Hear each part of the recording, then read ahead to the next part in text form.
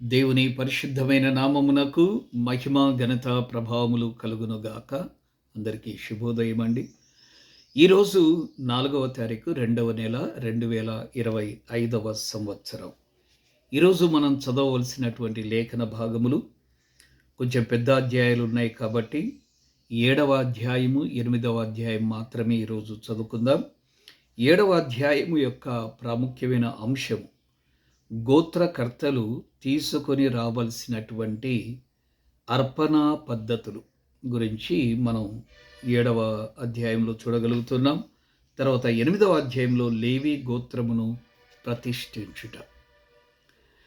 దేవుని యొక్క వాక్యం మనం చదివినట్లయితే మన యొక్క బ్రతుకులలో గొప్ప ఆదరణ, గొప్ప నిరీక్షణ, గొప్ప పవిత్రత, అంత మాత్రమే కాకుండా మనకు ఇది జీవాహారం.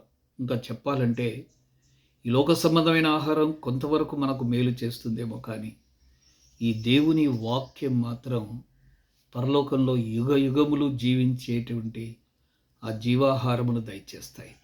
తప్పకుండా దేవుని వాక్యం ఈరోజు కూడా చదవండి. దేవుడు మిమ్మల్ని దీవించునుగాక. God bless you. ధన్యవాదములు.